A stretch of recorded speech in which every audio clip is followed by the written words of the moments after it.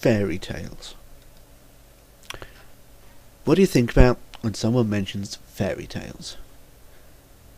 Chances are you're thinking about soppy stuff.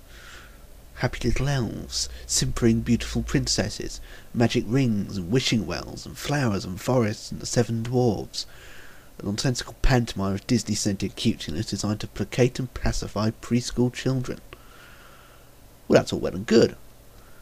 But don't forget about the other side of fairy tales. The mean side.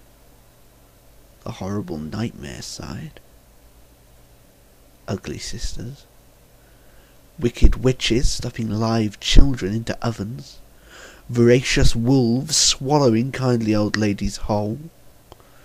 Fee, fi, fo, fum, I smell the blood of an Englishman. The fact of the matter is this: while the majority have happy endings, you'd be hard-pressed to find a fairy tale whose central premise doesn't revolve around an act of spectacular cruelty. They're vicious. Vicious, cruel, and altogether brutal. So then, welcome to the fairy tale world of Ecstatica II. Once upon a time,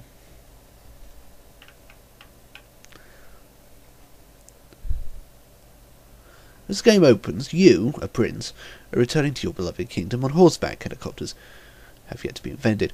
Having undergone all manner of peril in the cursed village of Tyrek, assuming you played Ecstatica I, you're returning with a great big smile on your face. Partly because you survived the aforementioned peril, but mainly because you've got a bride-to-be in tow, which will put an end to all the idle gossip about your suspected preferences. Not to mention the 4-page photo-pack News of the World expose of your 6-year-old relationship with the burly mustachioed dock worker who likes to be manicured, blindfolded and smothered in guacamole. Anyway, back home something is amiss, and as your horse ambles its way toward the family castle, you can't help noticing a particularly dry chill in the air. Your body begins to shudder. Blame perhaps the murky clouds which hang overhead, or the rapidly dwindling daylight, or maybe the throng of manacled corpses, many impaled hideously on spikes, which line the route. Whatever it is, something's making you uncomfortable, and sure enough, just as you're crossing the Imperial Drawbridge, it happens.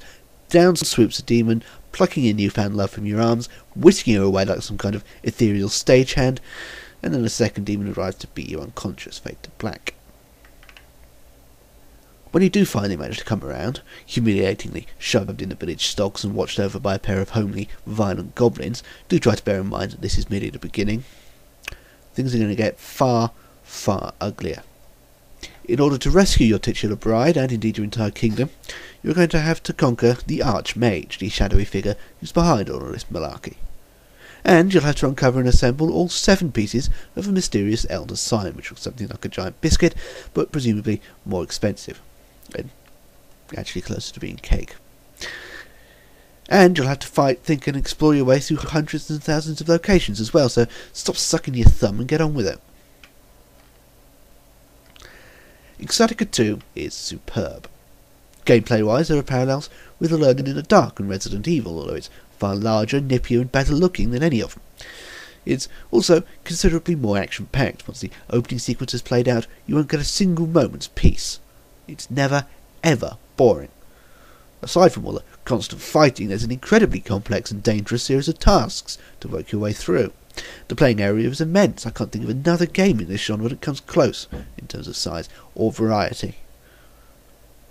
And speaking of variety, since there's plenty of that as you travel from location to location, simply exploring your surroundings is rewarding in itself. It should keep you going for weeks. It's one of those games where there's always something new to discover around the next corner, and by my reckoning it's got over 1,500,000 such corners. We're talking huge. One of the things that made the original Ecstatica such a delight to play was the shocking regularity with which bizarre and unexpected events occurred, my favourite being the table that suddenly sprang to life, raining blows upon the stunned player and yelling abuse in a Northern English accent.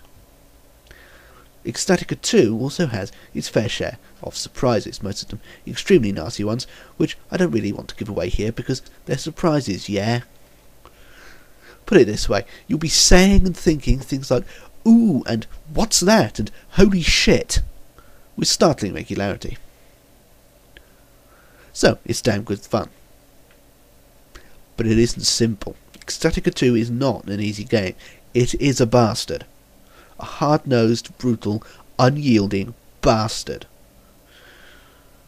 If this game were a person, it would be Joe Pesci, in full-on Goodfellas psycho nutter mode, stabbing you in both eyes with a fountain pen while screaming lurid abusive statements concerning an imaginary liaison between your mother and Captain Clippy Clops the donkey.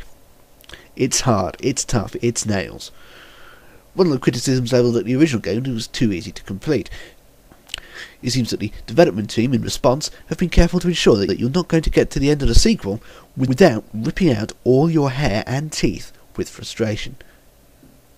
Indeed, sometimes the sheer difficulty involved can seem overwhelming. Here's an example.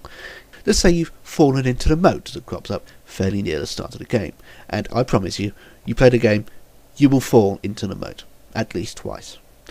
Once you come to terms with your new surroundings and said, ooh, look, I'm swimming, and that sort of thing, you'll be assailed by aquatic nasties in the form of fish and tentacles. You might not find a fish particularly threatening in real life, but believe you me, they're a force to be reckoned with in Ecstatica II. There's more than one of them snapping at you and you're backed into a corner, it's curtains. But it's not just the fish, although they were my particular Achilles heel. Given the way that some monsters literally materialise out of thin air, or thin water as the case may be, it's possible to find yourself unexpectedly surrounded and outnumbered more or less any time. Save your position regularly, it's not that much of a problem, but in the heat of the moment, when you've just solved one problem and are running around in the middle of another, it is all too easy to forget to make that all-important backup, which leads to much soul-destroying backtracking. Save, save, and then save again. In fact, just as we were going to press, a last-minute phone call from Andrew Spencer Studios, that's ASS for short, I ask you, revealed that the team has come to the conclusion that yes, perhaps at times it can be a little too ruthless.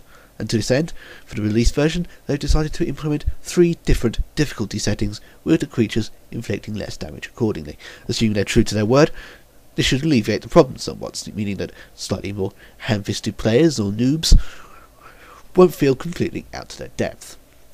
Ah. Oh hey, it scored less than the first one did. The original received 93% back in December 94. Don't worry, it's simply because the world is a far crueler place these days. Don't be misled, Ecstatica II is bigger and better than the original. It beats Later Alone in the Dark games hands down. It's tough, insanely large, and has several irritating flaws. But as I said before, it's never ever boring. It's an immense, sprawling, beautifully animated piece of escapism which will grab you by the throat and attempt to entertain you to death. It may well succeed. 91%. Bloody wicked, in more ways than one. Like a good book.